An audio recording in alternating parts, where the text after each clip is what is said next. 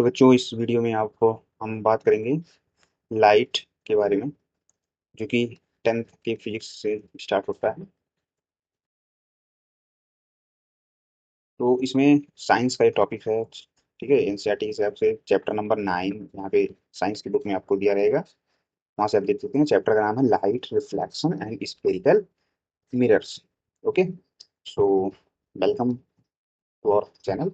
तो स्टार्ट करते हैं कि हमारा किस तरह से लाइट प्रोपोगेट करती है। ठीक है, पहले तो ये समझेंगे, उसके बाद फिर रिफ्लेक्शन क्या होता है, उसके लॉज क्या हैं, ना उसकी एप्लीकेशंस क्या हैं, मिरर क्या हैं, उनके एप्लीकेशंस क्या हैं, सारी चीज़ें हम बात करेंगे। तो चलिए चलिए बने रहिएगा हमारे साथ। तो नेक्स्ट पेज पे चलते हैं अपने। ठीक है, सो हाँ, तो पहला जो हमारा टॉपिक है, सबसे पहला, वो nature and propagation of light. Okay, तो लाइट की जो प्रकृति होती है वो कैसे मूव करता है नेचर में, कैसे किस तरह से सूर्य से होकर के हमारी तरफ जो है लाइट यहाँ पृथ्वी तक कैसे पहुंचती है, ये सारी चीजें इसमें जानेंगे। और बिहेवियर ऑफ लाइट भी जानेंगे। ठीक है, तो सबसे पहले लाइट होती क्या है, सबसे पहले ये जानना होगा ना लाइट क्या होती है। तो सबसे पहले ये जानना होगा, तो लाइट को जानने के लिए हमको क्या करना होगा, लाइट की डिफिनेशन जाननी होगी। ओके, तो लाइट क्या होता है, light enables us to see objects when it reflects off them. Okay, and enters our eyes. Means this is the definition of light.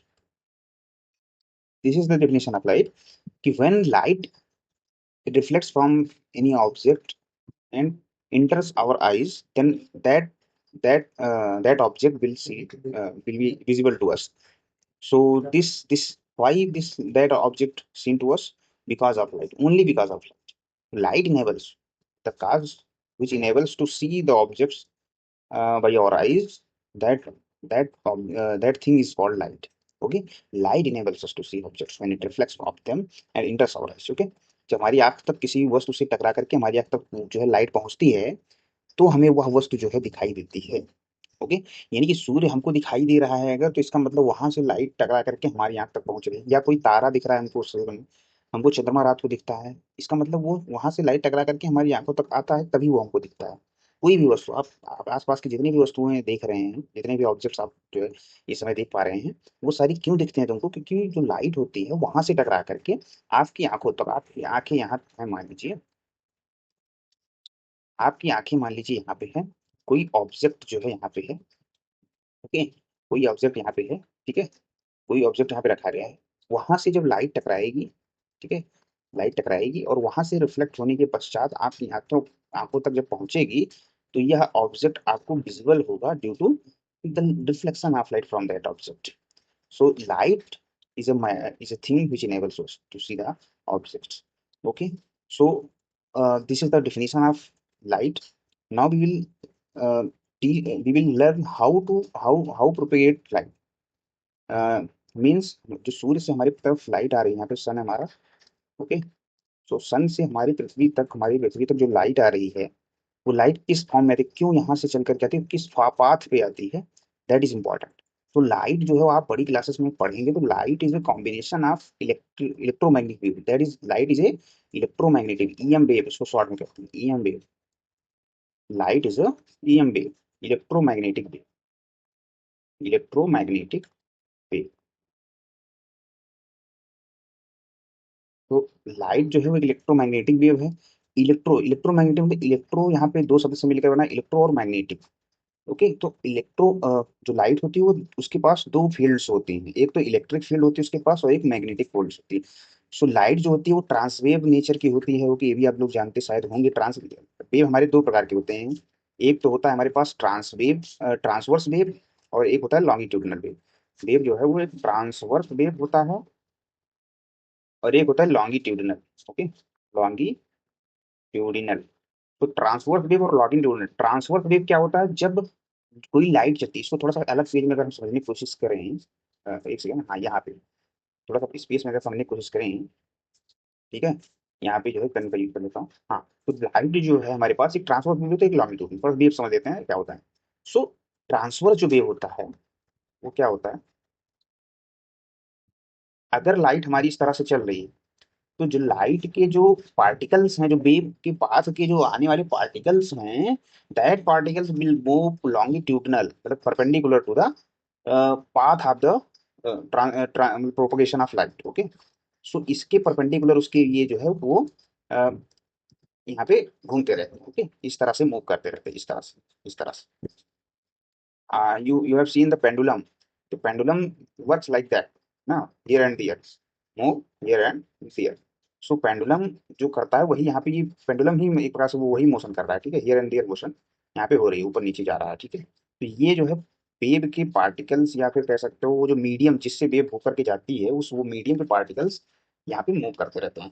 पर आपने देखा होगा कि सूर्य और पृथ्वी के बीच में तो कोई पार्टिकल होता नहीं है, पर क्या मूव करता है वहां पे? हाँ, तो वहां पे क्या होता है, वो electric and magnetic waves move करती हैं।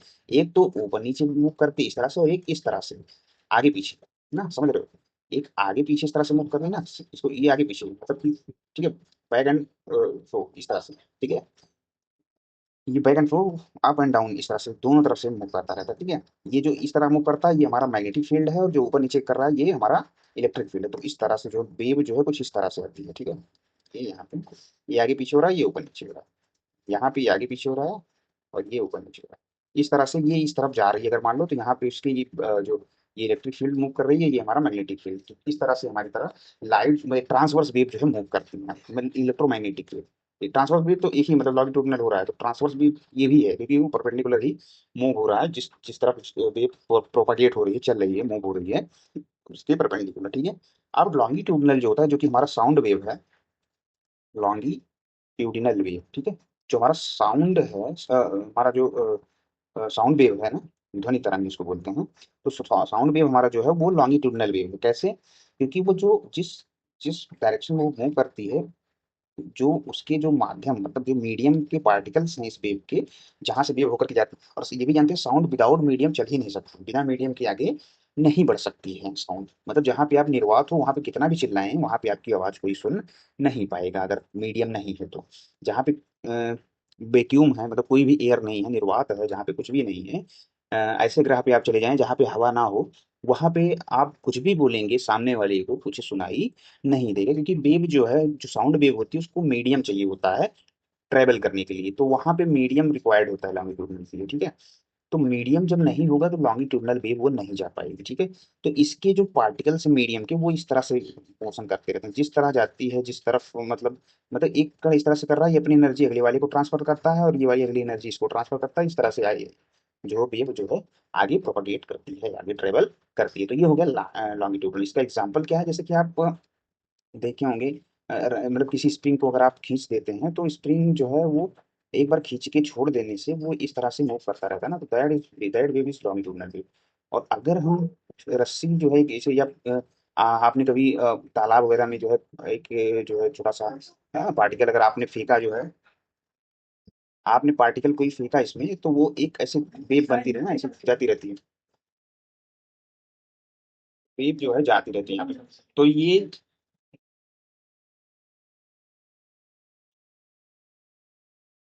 हाँ, तो ये ट्रांसवर्स वेव है, और यहाँ पे ये लॉन्गिट्यूडिनल वेव, ठीक है।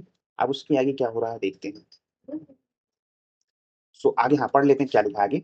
Bye observing common optical phenomena we can conclude that light generally travels in straight line, okay, which are indicated as rays. Okay, so हमारी जो वेव एक्चुअली, तो ये उसके वेव इस तरह से होते हैं, ठीक है, उसके वेव जो है वो कुछ इस तरह से, तो ये इलेक्ट्रोमैग्नेटिक वेव इस तरह से मूव करती है, और इस तरह से, ठीक है, ये करते रहते हैं। पर वो प्रोपोगेट एक सीधी रेखा में करती है ना, प्रोपोगेट आगे इस तरह से चलती है उसके मीडियम, ठीक है, इस तरह से। तो आगे प्रोपोगेट करती रहती है एक स्ट्रेट लाइन में, ठीक है। सो क्यों ऐसा क्यों होता है? क्योंकि आ, अगर मैं कभी ऐसा एक्सपेरिमेंट करके देखना, क्यों स्ट्रेट लाइन चलती है, आप किसी छिद्र से, या जो है ना, एक आपकी दीवार में कहीं छिद्र होगा या ना, ठीक है, एक होल होगा, तो उससे जब अगर लाइट आ रही होगी, देखना वो एक रास्ता उसका दिखता है आपको, एक सीधी लाइन देखी दिखती है आपको ना। उसकी आरी बगल ऐसा नहीं रखते, यहाँ भी, यहाँ लाइट नहीं आती, एक सीधी रेखा में आती है, तिरछे में से नहीं कहीं जाती। तो उस एक्सपेरिमेंट से हम लोग जानते हैं कि लाइट जो है वो एक स्ट्रेट लाइन में मूव करती है। तो that is the property of A light traveling of light. So while often treated as a straight line, its basic property, modern quantum theory reconciles that light actually exhibits both particle and wave properties. तो ये आप लोग कब जाएंगे, अगर 11th या 12th में शायद जाएंगे, वहां पे ऑप्टिक्स चैप्टर में इसके बारे में पढ़ेंगे कि जो वेव होती है, एक्चुअली जो लाइट होती है, वो दोनों प्रॉपर्टी होल्ड करती है। That is the particle nature also show करती है, और उसके बाद जो है वेव प्रॉब्लम ने इसको से दिखाया था कि wave has a particle nature also. So any light which come from our sun, that light have two properties.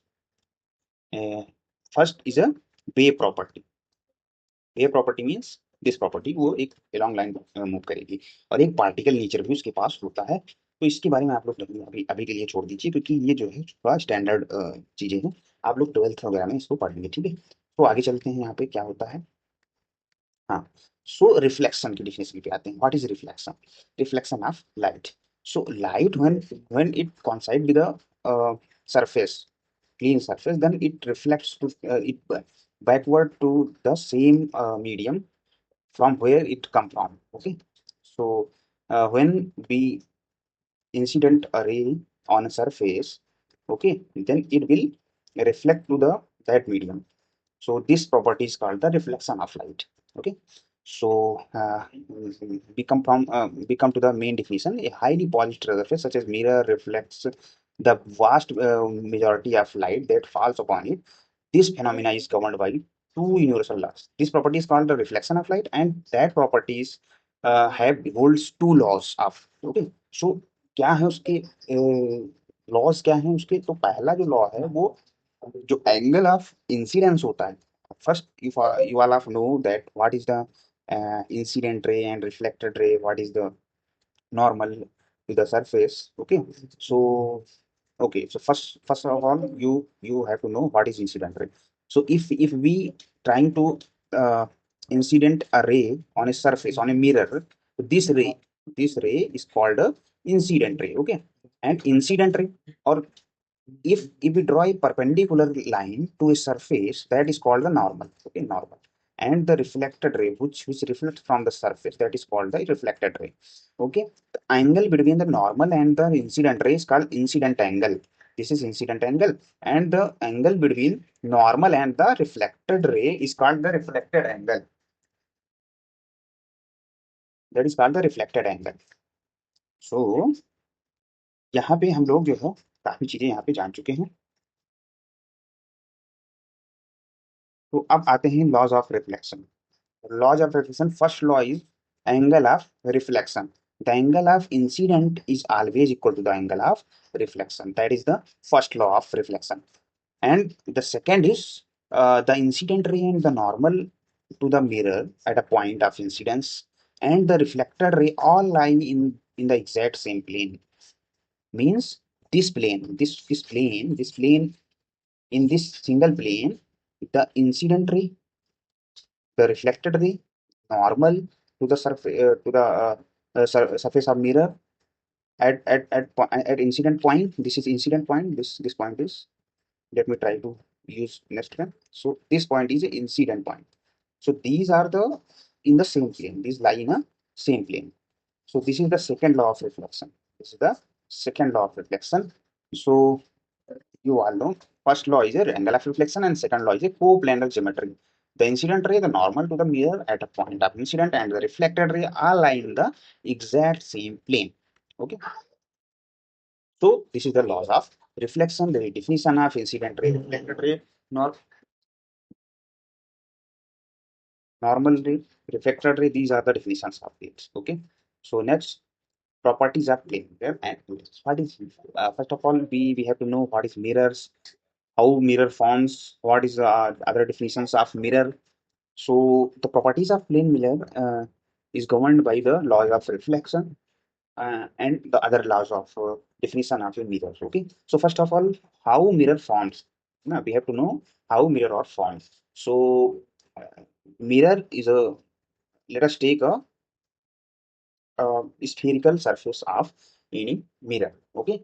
Let us take a transparent thing. ठीक है, transparent. This is transparent, any transparent material. Okay, in the shape of sphere shape. Okay, sphere मतलब गोलाकार का, अगर हम ले लें spherical shape का वही हम ले लें, मान लो क्या लेते हैं, स्फेरिकल शेप का क्या लेते हैं, एक ट्रांसपेरेंट मटेरियल लेते हैं। ओके, अब उसको हम जो है किसी वस्तु से इस तरह से यहाँ से कट कर देते हैं। ओके, यहाँ से कट कर देते हैं, यहाँ से कट करेंगे तो ये वाला पोर्शन हमारे पास बचेगा कि नहीं बचेगा, ये वाला। और उसको एक तरफ से पॉलिश कर देंगे किसी सिल्वर या किसी वस्तु से, कि उधर से पॉलिश करने का मतलब कि वहां से प्रकाश दूसरी तरफ, लाइट दूसरी तरफ प्रोपगेट ना कर पाए। So if if we have polished here, तो this is the symbol of polish, ऐसे हम दिखाते हैं पॉलिश को। So we get this, we get this, and if polish inside the this structure, then we get like this. Okay, this is a mirror, this is a reflecting surface. This surface is a reflecting surface, and this is the polished surface. Okay, this is polished surface and this is the reflecting surface.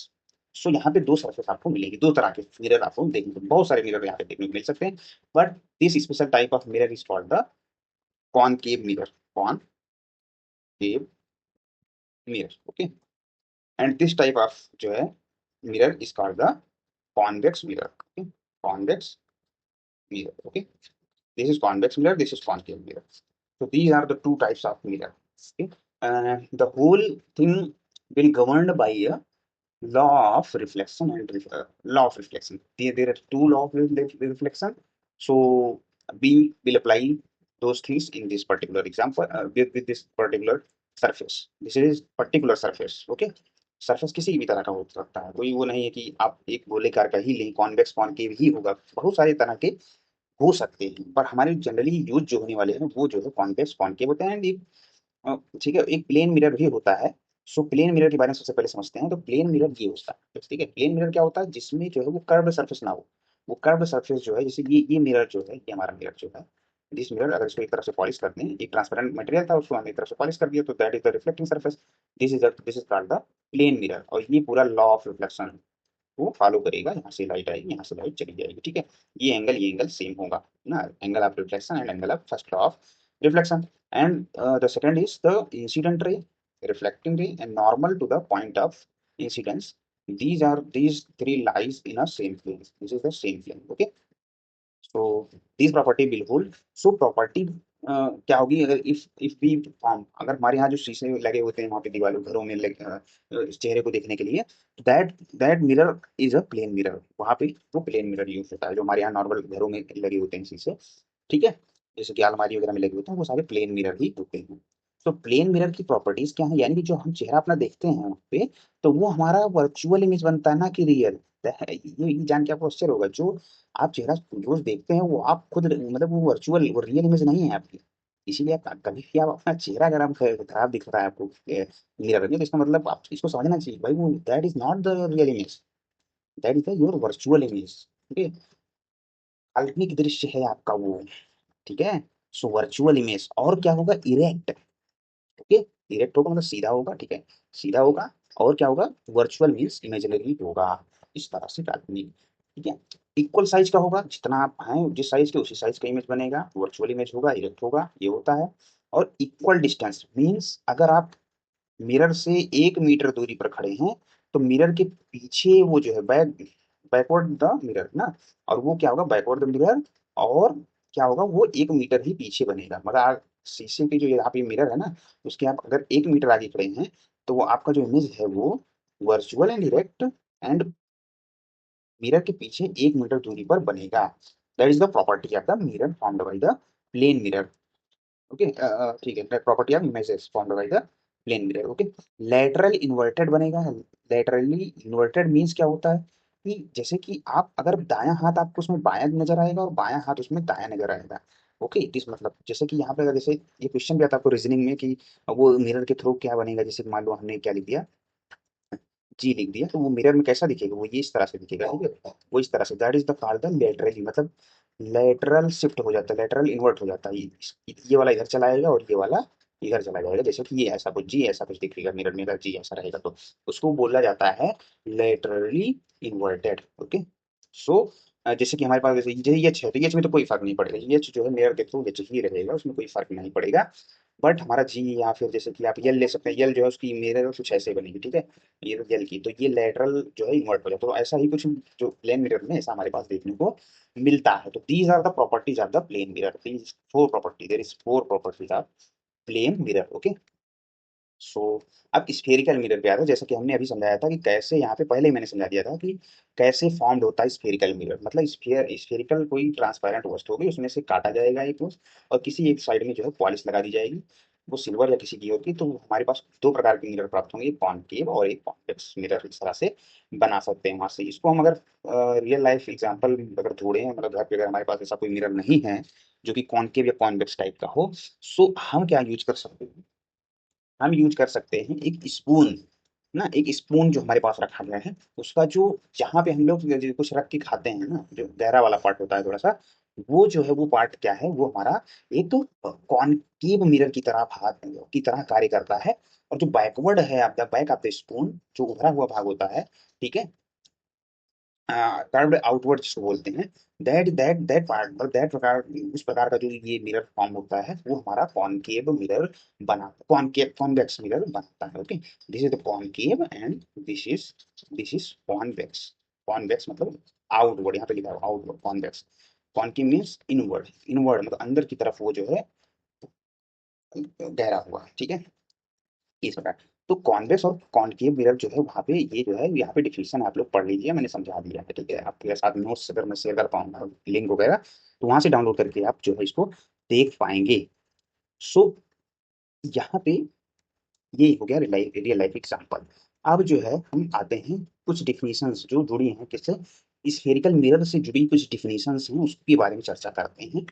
तो हमने क्या काटा, हमने जो spherical transparent कोई वस्तु ली थी, जैसे कि यहाँ पे दिख रहा होगा, ये दिस इज द, है ना, दिस इज द, यहाँ पे कर्सर आपको दिख रहा हो, ये जो मिरर हमारा है, ये मतलब ये स्फेरिकल सरफेस था हमारा पूरा का पूरा, जो कि ट्रांसपेरेंट था, उसमें से हमने इतना भाग काटा है और एक तरफ से, किसी एक तरफ से पॉलिश कर दिया, मतलब पीछे से मान लो पॉलिश कर दिया गया है, ठीक है, मान लो यहाँ से पॉलिश कर दिया गया, ठीक है, यहाँ से पॉलिश कर दिया गया है अगर, तो हमारे पास क्या है, एक ये मिरर बन जाएगा, ठीक है, जो कि यहाँ से अगर प्रकाश आएगा तो यहाँ इसी माध्यम में यहाँ पे लौट जाएगा, ठीक है, यहाँ पे इसी माध्यम में लौट जाएगा। अब जो है कुछ, मैं थोड़ा सा अगर आपको बताऊं, लॉज ऑफ रिफ्लेक्शन, जो जो जो स्फीयर होता है ना, ये आप लोग सर्कल चैप्टर अगर पढ़ेंगे तो वहां पे आपको थोड़ा सा आपको जानने को मिले, जो सर्कल होता है, स्फीयर का हर एक पार्ट वो सर्कल से, मतलब सर्कल की तरह दिखता है, मतलब अगर 3D की बात करें, 3D को अगर 2D में बनाएं ना, डायमेंशन टी मतलब डायमेंशन, तो ऐसा ही कुछ सर्कल की तरीके ही दिखता है अगर कॉपी में बनाए तो स्फीयर। तो सर्कल में जो आप लोग स्पर्शी टेंजेंट जो आप ड्रॉ करते हैं, टेंजेंट क्या होता है, वो होता है किसी, अगर इस पॉइंट पे टेंजेंट ड्रा कर रहे हैं तो उस पर क्या होता है, अगर यहाँ से इसको मिलाएं हम, सेंटर से जो है, सर्कल के सेंटर से मिलाएं अगर, तो जो ये स्फीयर, जो ये होता है, जो टेंजेंट होता है, वो क्या होता है, इस पर परपेंडिकुलर होता है, मतलब कि अगर हम प्रकाश यहाँ पे डालें, मतलब ये नॉर्मल हो जाएगा, यानी कि नॉर्मल क्या होता है, परपेंडिकुलर, लाइट इस पे आएगी तो ये यहाँ पे ऐसे रिफ्लेक्ट होगी, यानी कि जब भी अगर स्फेरिकल सरफेस किसी पॉइंट पे लाइट आएगी, तो आपको उस पर एक स्पर्शी खींचना है और वहां पे प्लेन मिरर समझ लेना है। तो प्लेन मिरर में जो काम हो रहा था रिफ्लेक्शन के साथ, वही यहाँ पे भी होने लगेगा। जैसे फॉर एग्जाम्पल अगर आप लाइट यहाँ पे सीधे डाल रहे हैं यहाँ पे, तो कहाँ से होकर निकलेगी, ये बताना बहुत आसान है। आप कैसे बताएंगे, जिस पॉइंट पे लाइट आ रही है, ठीक है, मान लो यहाँ पे लाइट आई, यहाँ इस पॉइंट पे, ठीक है, इस पॉइंट पे लाइट आई, तो यहाँ पे हम क्या करेंगे, एक जो है वो हम लोग यहाँ पे उस पॉइंट पे क्या खींचेंगे, टेंजेंट खींच देंगे, उस पॉइंट पे क्या खींचेंगे, टेंजेंट खींच देंगे। अब टेंजेंट हो गया, तो इसी टेंजेंट को ही हम मिरर मान लेंगे, क्या मान लेंगे, मिरर। और इस टेंजेंट जो ये ड्रॉ हुआ हमारा, उस पर जो परपेंडिकुलर होगा लाइन, वो कुछ ऐसा होगा कि नहीं होगा भाई, यही तो 90 डिग्री है यहाँ पे, ये वाला, यही तो 90 डिग्री है ना, इधर से भी 90 डिग्री, ये वाला अगर आप देखेंगे ये भी 90 डिग्री है कि नहीं। तो this is the normal, this line, जो ये लाइन अभी हमने खींची, ये वाली, ठीक है, ये वाली लाइन जो हमने खींची, ये क्या है, नॉर्मल है उस पॉइंट पे, या फिर उस जो टेंजेंट खींचा उस पे। तो according to law of reflection, जो इंसिडेंट एंगल होगा ये होगा, तो हमारा रिफ्लेक्टेड एंगल क्या होगा, वो इसी के बराबर होगा दूसरी तरफ, यानी ऐसे कुछ होगा, मतलब जो जितना एंगल यहाँ पे है उतना ही एंगल यहाँ पे बना करके ये लाइन जो है, ये लाइट ऐसे चली जाएगी, ठीक है। तो ये अगर हमको पता है तो हम कहीं से भी, कहीं कोई भी, मतलब हम जितनी भी डिफिनेशन आगे पढ़ेंगे भी, कैसे image formation by the spherical mirrors, convex mirror, concave mirror, 7-8 प्रकार के हैं, सबको याद रखने की जरूरत नहीं है आपको, अगर ये 2-3 आप रूल अगर जान लेंगे, बेसिक आइडिया जान लेंगे, कॉन्सेप्ट जान लेंगे उसके पीछे का, तो ये सारी चीजें निकालना जो है वो आसान हो जाएगा। ठीक है, तो यहाँ पे ये जो है हम इसको थोड़ा सा रफ कर लेते हैं।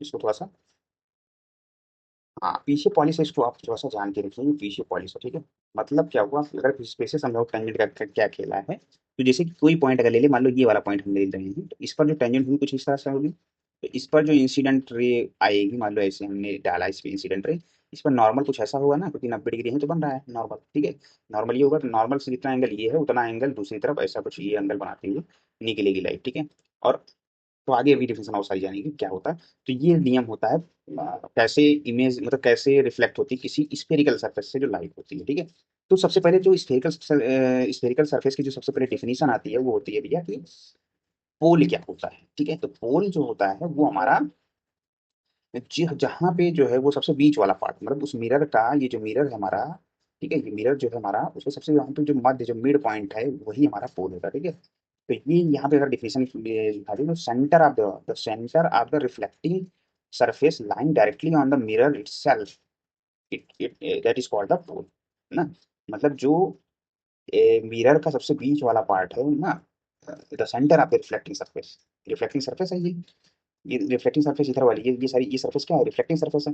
ये रिफ्लेक्टिंग सरफेस का जो मिड पॉइंट होगा, जो सबसे बीच में होगा, जो सेंटर होगा उसका, वो ठीक है, वो हमारा क्या कहलाएगा, पोल कहलाएगा of the mirror, pole of the mirror. अब उसके बाद सेंटर ऑफ कर्वेचर आता है, तो जिस द स्फेरिकल सरफेस, मतलब ये जो हमारा मिरर है जो हमने काटा है किसी स्फेरिकल सरफेस से, तो जिस स्फेरिकल सरफेस से इसको हमने निकाला है, उस स्फेरिकल सरफेस का जो सेंटर है वो कहलाएगा इस मिरर का क्या, स्फेरिकल सेंटर ऑफ कर्वेचर। तो सेंटर ऑफ कर्वेचर क्या है, तो centre of curvature of sphere which the mirror is a part, वो उस स्फीयर का जो है वो सेंटर है, centre of that sphere of which the mirror is a part, मतलब मिरर जहां से वो जो है एक काटा गया है जिस स्फेरिकल सरफेस से, उसका जो है जो सेंटर होगा वो इस मिरर का क्या होगा, सेंटर ऑफ कर्वेचर। ओके, ये समझ में आया होगा थोड़ा आपको। तो ये होता है, so it lies outside the reflecting surface located in front of the concave mirror and the behind the convex mirror. जैसे कि ये मान लो ये कॉनकेव है जो यहाँ फिगर में बना हुआ, तो कॉन्वेक्टिव पे क्या आ रहा है, यहाँ पे आ रहा है ना, यहाँ पे आ रहा है, मतलब फ्रंट में आ रहा है उसके। और अगर ये भी कॉन्वेक्स होता, कॉन्वेक्स, तो इसका जो रिफ्लेक्टिंग सरफेस होता ये है, पर सेंटर ऑफ कर्वेचर कुछ ऐसा होगा कि ऐसे कुछ होता है, वहां से काटा गया होता है। ठीक है, इस स्फेरिकल जो स्फीयर का वो उसका पार्ट है कॉन्वेक्स मिरर, तो उसका सेंटर कुछ ऐसा यहाँ पे होता, तो ये सेंटर ऑफ कर्वेचर होता उसके लिए। ठीक है, ये थोड़ा सा बच्चों ध्यान रखना। ठीक है, ये हो गया। अब दूसरी डिफरेंस क्या था, रेडियस ऑफ कर्वेचर, तो वही रेडियस, मतलब सेंटर ऑफ कर्वेचर से पोल के बीच की जो दूरी है, distance between the centre of curvature and the pole is called the radius of curvature. So अगला जो डिफिनेशन आता है वो principal axis. What is principal axis? So the line the line joining the line joining center of curvature and pole is called principal axis. The principal axis is an imaginary straight line passing through the pole and the center of curvature. Okay, that is normal to the mirror at its pole. That is called the principal axis. What is principal focus? What is principal focus? So principal focus की यहाँ पे एक definition लिखी गई, उसको पढ़ लेते हैं। एक डिफिनेशन मैं बताऊंगा, उसको भी थोड़ा सा ध्यान रखना है। द प्रिंसिपल, ये सबके लिए बात हो रही है, मतलब ये कॉन्वेक्स के लिए भी है और कॉनकेव के लिए भी है। बस क्या होगा, कॉनकेव में थोड़ा सा चेंज हो जाएगा बस, तो कॉनकेव में थोड़ा सा वहाँ पे अपीयर होगा वहाँ पे, मतलब कोई ऐसा रियल में नहीं होगा, पर कॉनकेव मिरर में होता है, रियल में होता है। सो यही दोनों में डिफरेंस है, बाकी सेम डिफिनेशन होगी। जैसे यहाँ पे the principal focus is the point on the principal axis. Okay, principal axis पे एक ऐसा पॉइंट है, ठीक है, जो हमारा अगर हम बात करें, the principal focus is the point on the principal axis where rays parallel to the axis converge in a concave mirror. Okay, मतलब क्या होता है, अगर जो लाइट है जो कि पैरेलल है प्रिंसिपल एक्सिस की, जो प्रिंसिपल एक्सिस हमारा था ये वाला ना, ये प्रिंसिपल एक्सिस था हमारा, उसके जो पैरेलल है हमारी लाइट्स, जो कि जो ये है, ये सारी लाइंस क्या है, parallel to this principal axis. Okay, तो वो जो है मिरर के टकराने के बाद, मिरर से after reflecting from the reflecting surface of the mirror is going to converge at a point, है ना, this point is a convergence point, ठीक है, इस पर कन्वर्ज हो रही है, तो रिफ्लेक्ट होने के बाद जो है कहाँ आ रही है, इसी पॉइंट पे तो कन्वर्ज हो रही है, ऐसे लाइट यहाँ पे ऐसे आकर के यहाँ पे ऐसे मिल जाएगी ना, इसी पॉइंट पे तो कन्वर्ज हो रही है, तो that point is called the principal focus of the concave mirror. But if light is appearing to converge, appearing to diverge from a point, appearing to diverge from a point, that point is called the principal focus of the convex mirror. अब कैसे होता है वो, तो उसके convex के लिए थोड़ा सा मैं बनाता हूँ, जैसे लिखा है, और appear to diverge from the convex mirror after reflection from the reflecting surface of the mirror. तो अगर मैं उसको बनाने का प्रयास करूँ तो कुछ ऐसा होगा, मान लो ये जो हमारे पास, ये हमारे पास जो है कुछ ऐसा मतलब मिरर था, ठीक है, ये हमारे पास इधर से अंदर से पॉलिश किया गया है, इसको तो उल्टा बना दें, एक सेकंड, इसको उल्टा थोड़ा सा बनाते हैं, ऐसे बनाते हैं, ऐसे, ये जो है हमारा कॉन्वेक्स मिरर है। अगर लाइट मान लो यहाँ से आई, ये मान लो प्रिंसिपल एक्सिस है, ये पी है हमारा, ये हमारा कहीं यहाँ पे सी, सी यहाँ पे कहीं होगा अंदर में, ठीक है, यहाँ पे कहीं वो सी, सो यहाँ से centre of curvature and this is pole, so F यहीं कहीं बीच में होना चाहिए, पर कैसे होगा देखो, ये देखो मान लो लाइट आ रही है parallel to the principal axis के पैरेलल जो है लाइट यहाँ पे आ रही है, लाइट तो इसी तरफ आएगी ना जिस तरफ reflecting surface of the mirror है, ठीक है, पॉलिश की तरफ से लाइट आने का कोई मतलब आई उधर से, पर उससे कोई मतलब नहीं, मुझे तो रिफ्लेक्ट होने के बाद क्या हो रहा है वो दिख रहा है ना। तो जब यहाँ लाइट आई तो आप देखो, अगर यहाँ अब लाइट कहाँ जाएगी, देखो अब यहाँ से टकराने के बाद कहाँ जाएगी, ऊपर जाएगी नीचे जाएगी, इसको जानने के लिए क्या हो, रिफ्लेक्ट होगी तो कंफर्म है भाई, पर किधर रिफ्लेक्ट होगी ये नहीं कंफर्म। तो यहाँ पे एक मुझसे मैंने बताया था अभी, टेंजेंट खींचो यहाँ पे, ठीक है, टेंजेंट, इस पॉइंट पे टेंजेंट खींचो, ठीक है, जब टेंजेंट खींचेंगे तो ये नॉर्मल कुछ ऐसा होगा यहाँ पे, ठीक है, क्योंकि ये नॉर्मल यही तो होगा, ऐसे यहाँ पे 90 डिग्री बन रहा है।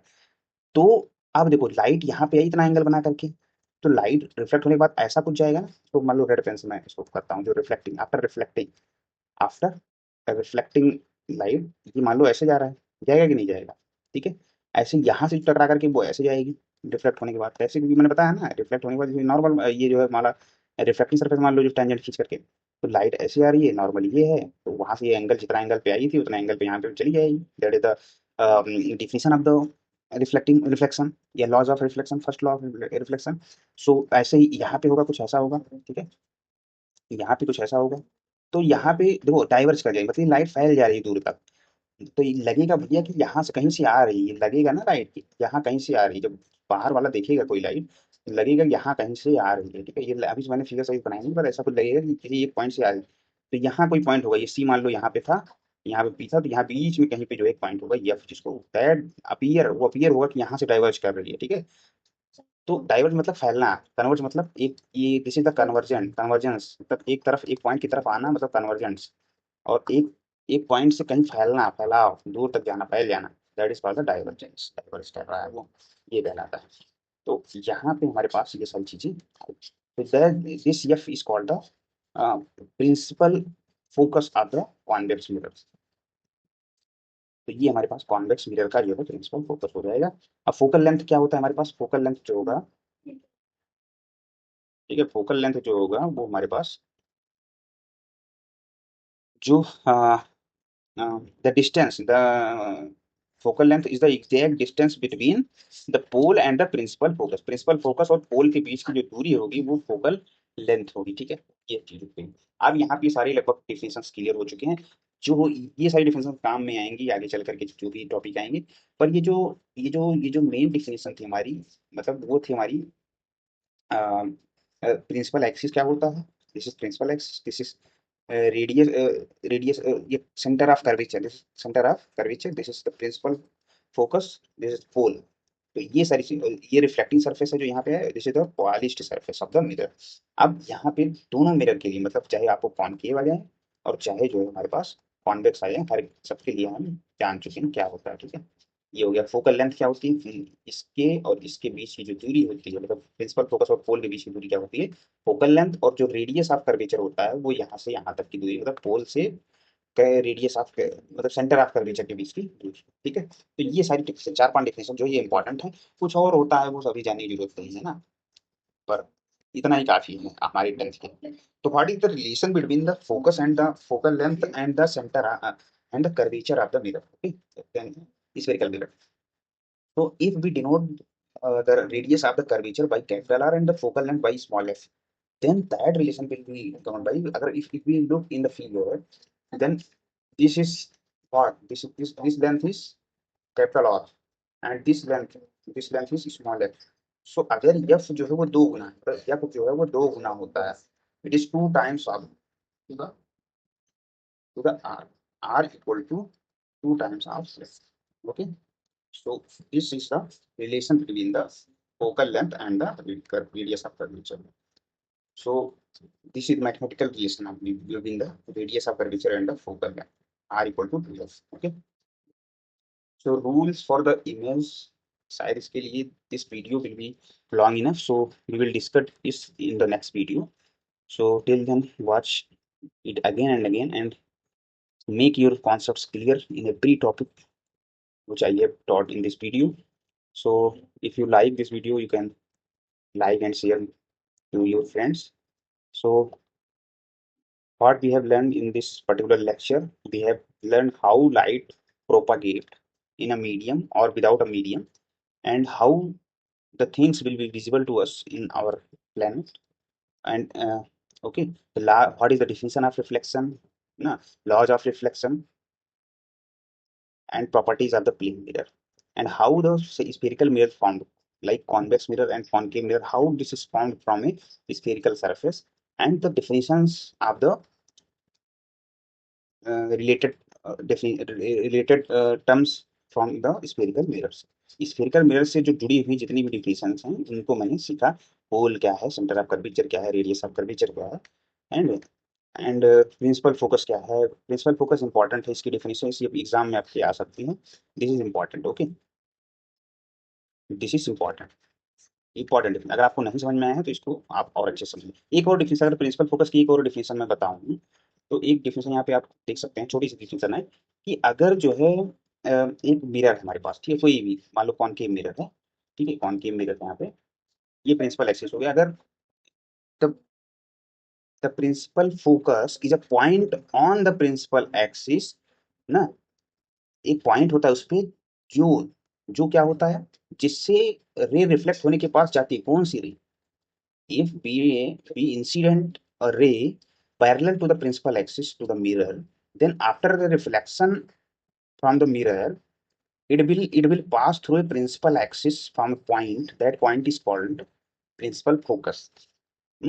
And if appear to, अगर रियल में हो रहा है तब तो कॉनकेव के लिए, but if appear to the through passing through a point, that point is called the principal focus for the convex mirror na. Like if we incident a ray parallel to the principal axis to a mirror, after reflecting from the mirror, okay, it's appear to come from a point. That point is called the principal focus of a convex mirror.